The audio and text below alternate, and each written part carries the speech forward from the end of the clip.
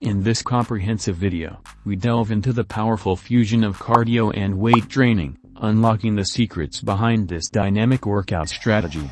Backed by scientific principles, we'll explore how combining these two forms of exercise can revolutionize your fitness routine and help you achieve your goals faster than ever before. But before we move on, make sure to like this video and subscribe to my channel. To evaluate what components of endurance exercise result in detrimental effects on resistance training, a meta-analytic review was conducted. Relevant studies were combined and analyzed statistically to provide an overview of the body of research on this topic.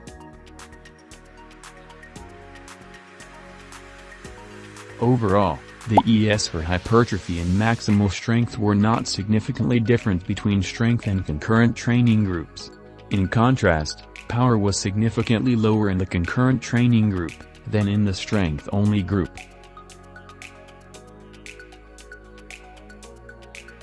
Another important finding of our study was that concurrent training relative to endurance-only training resulted in no decrements in VO2 max, indicating that aerobic capacity is not inhibited when concurrent training relative to endurance training alone. Aguilar and Anderson recently provided strong evidence in elite endurance athletes that strength training can lead to enhanced long-term and short-term endurance capacity. When separating our analysis into concurrent running versus cycling, we found that strength training concurrently with running, but not with cycling, resulted in significant decrements in both hypertrophy and strength. As indicated by the theoretical Venn diagram, commonality between long-duration endurance and resistance exercise may be low. However, commonality between short-duration high-intensity sprinting with resistance exercise may be high. Body fat decreased with increasing endurance training intensities. In fact, the most dramatic loss in fat mass occurred from moderately high to very high intensities.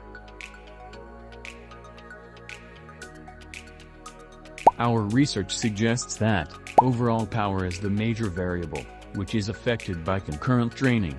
Therefore, athletes whose sport requires maximal power or rate of force development should limit concurrently training for strength and endurance. However, if an athlete's sport is primarily dependent on maximal strength and hypertrophy, then concurrent training may not lead to significant decrements, given the proper modality of endurance training is selected. Specifically, our research suggests that athletes seeking to concurrently train to obtain simultaneous increases in muscle hypertrophy, strength, and endurance should select a modality of endurance exercise that closely mimics their sport to avoid the occurrence of competing adaptations. Athletes should avoid long-duration endurance exercise that is performed with a high frequency. Instead, athletes whose sport requires strength and power should select endurance activity that is performed at very high intensities, because this will result in lower decrements in hypertrophy, strength, and power. For individuals who are seeking to gain only small to moderate amounts of muscle and strength, while losing large amounts of body fat, it may be advantageous to select running as their modality of exercise because this resulted in the largest declines in fat mass, with smaller increases in hypertrophy and strength.